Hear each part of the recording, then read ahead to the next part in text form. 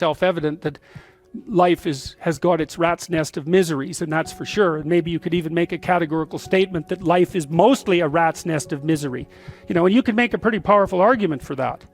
But then there's a counter question, which is, well, what if you tried not to make it any more miserable than it had to be, right? Then what would it be like? And my suspicions is that a lot of that misery, I would suspect that most of that misery would go away, because it's the unnecessary misery that really brings you down. It's like, well, if someone has cancer, it's like, that sucks. But it's not like you can say, if only we had done this differently, then that wouldn't have happened. But when someone's out like torturing you in a malevolent way, or maybe you're doing the same, you can always ask yourself, well, is this really necessary? Is this just like a useless add-on to the miseries of life? That's what disheartens people. And so even in your own life, if you aren't suffering from self-imposed misery, and you're only suffering from inescapable misery, maybe you could handle that, and you could survive, you could bear it, and even maybe without becoming irredeemably corrupt. And so the goal would be, well, yeah, life is a rat's nest of miseries, and maybe it has no ultimate meaning. We could say that if we're feeling particularly pessimistic, but it still leaves one question open, which is, if you didn't do everything you could to make it worse, how good could you make it be? And the least answer is, well, it could be tragedy, but maybe not hell. And I think that's right. I really believe that. That's the most pessimistic proper statement. The worst case outcome in the worst of all possible worlds is that your life could be tragic but not hell. And that's a lot better than hell, right? And you think, I could give you an example of the difference. You're at your mother's deathbed. Well, that's tragedy. Here's another scenario. You're at your mother's deathbed, and all you and all your idiot siblings are arguing. Well, that's the difference between tragedy and hell. And you might be able to tolerate the first circumstance, and maybe it would even bring you closer together with your family members. The second one, no one can bear that. You walk away from a situation like that sick of yourself and sick of everything else too. And it's often the case that tragic circumstances bring out the dragons, because the stress is high, and all those things that people haven't dealt with, they don't have the energy to repress, and all the bitterness comes pouring forward. It's like, seriously, man. So that's actually it's a rough lesson, but it's a good hallmark for figuring out whether or not you've got yourself adjusted properly, and in relationship to your siblings. It's like, if you were all gathered around the bed of someone close who was dying, could you manage it? And if the answer is no, it's like, well, put your life together, because it's going to happen. And you should be the person who's there that can do it, and do it properly. And then maybe you'd find that it isn't the sort of thing that will undermine your faith in life itself. And I've seen both of those situations, ugly situations, murderously ugly situations. And then they're opposite, where people have had terrible things happen to them as a family, and they pull together and they rebuild their damn ship and they sail away. And so that seems to me to be a lot better. I don't care what sort of psychotherapist you are, you're always teaching them the same thing. You're the thing that you're not the plan, you're the thing that can confront the obstacle to the plan. And then when you know even further that the obstacle is not only an obstacle but opportunity itself, well, then your whole view of the world can change, because you might think, well, I've got this plan, something came up to object to it. It's like, it's possible that the thing that's objecting has something to teach you that will take you to the place where you develop an even better plan. And it's a nice framework to use. It's like, are you so sure that this is a problem? Is that the only way that you can look at it? Or is it an opportunity? I mean, I'm not trying to be, naively optimistic. There are some things that's pretty hard to extract gold from some dragons, and maybe the death of a family member is a good example of that. But even in a situation like that, I can tell you that it's an opportunity for maturation, that's for sure. And the thing is, you might say, well, it's pretty miserable to be digging for gold when someone's falling into the grave. Well, if they really love you, first of all, that's what they'll want you to do. And second, you're going to make their death a lot more palatable experience for them, if you're someone who can be in the room and be helpful, instead of be, quivering in the corner and feeling that the entire world is collapsing in on you. I mean, that's another. You want to be the useful person at the funeral. How's that for a goal? That's a good goal, man. You know that you've got yourself together in a situation like that, because you're going to be at them. And maybe you want to be the person on whose shoulder people cry.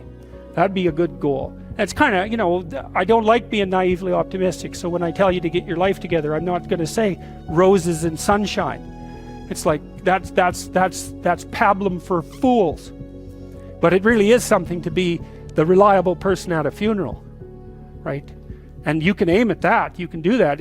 You got to be tough to do that, because it also means that you can sustain a major loss without collapsing. And that, you've got to be a monster to do that, right? Because you might think, and I've had clients like this, well, I love my child, I love my mother so much that I couldn't survive if anything happened to them. It's like, you have some serious thinking to do about that. It's like, you really want to curse someone with that kind of love, do you? I couldn't live without you. It's like, my God, get away from me. Really. It's terrible. That's the Oedipal mother, right? That's like, I'll forgive you no matter what you do. It's like, really? No matter what I do, eh? You are not my friend. That's for sure. Not at all. It's a horrible thing to do to someone. That's the witch in the Hansel and Gretel story. All gingerbread and outside to the lost kid. Inside, you feed them candy and make them fat and eat them. Right, that's Hansel and Gretel. That's the Oedipal mother. That's one of Freud's major discoveries. It's a major discovery. It's like the devouring force of love. You want the person to be able to stand on their own, and the price you pay for that is that you stand on your own. It's like, good to have you around. I'm glad you're here.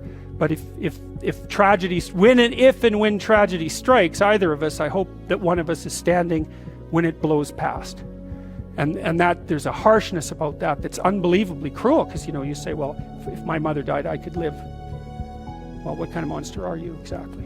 The death of your mother doesn't do you in?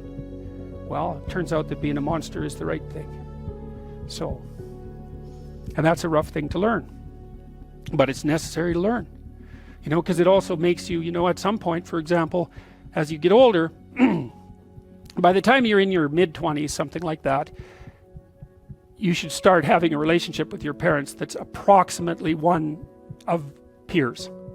And you can tell if you have that. So here's a little trick you can use. So you have parents, obviously. They have friends. You probably care what your parents think, I would imagine. Do you care what their friends think of you?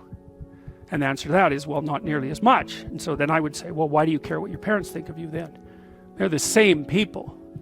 You know what I mean? It's just luck of the draw that your parents are someone else's kids' friends. They don't think the same way about them that you do. Well, that's where you see that you have a projection, right? If by the time you're 30, if what your parents think of you matters more than what, say, a random set of their friends think of you, then you've still got your parents confused with God. That's one way of looking at it. You've still got them confused with an archetype, and you're still a child. And you might think, well, it's pretty damn rude not to think about what your parents think of you anymore, not to care. It's like, yeah, it's kind of rude, but maybe you'll be useful for them when they get old. And that's a much better form of caring. It's like you're going to be independent enough and strong enough and detached enough so that when the power dynamic shifts, which it will, that you'll be the person that can carry things forward. Well, you can't do a better thing for them than that, right? That's the best of all possible outcomes for your parents. That's another way of thinking about it. Well, that's the normal world. That's the garden with the snake in it, and that's chaos. That's the chaos that arises when your plans collapse, right? That's the world and the underworld. And so the underworld's always there, and it's lurking beneath everything. It's like the figure of the shark in the Jaws poster, right? There you are, swimming at the top. There's that terrible thing underneath that can come up and pull you down. That's the world. So you need to be able to operate here, and you need to be able to operate here. And when you operate here, well, that's when you rescue your father from the belly of the whale. That's when you go down, you see, when you're down in chaos and you don't know what the hell's going on, you have to rediscover the values that have oriented people forever. That's what you have to discover. So, for example, when I'm dealing with people who have post-traumatic stress disorder, and they've usually encountered someone malevolent, they have to relearn the description of good and evil. Because if they don't, they have no framework. They're lost. They think, well, there's malevolence afoot in the world. And I'm a prey animal, a naive prey animal for the malevolence of the world. It's like, well, good luck functioning under that set of assumptions, man. You just do not recover from that. You stay at home in your burrow. That's what you do. Well, you go down into that, you think, okay, well, malevolence is afoot. I better be the sort of person that can understand it and deal with it. And that's another reason why you have to transform yourself into a monster. That's the Jungian incorporation of the shadow. It's no bloody joke. Because the only thing that a monster won't mess with is another monster. And you might say, well, I don't want to transform myself into a monster. It's like, you don't have a choice. You can either be a pathetic monster, or you can be a monster with some power. Those are your options. There's no non-monster alternative. Weak or strong. And I don't mean strong like dominating tyrant strength. That isn't what I mean at all. I mean strength like functioning at a funeral strength. And that's a kind of monstrosity. And when you're down in chaos, that's what you have to rediscover.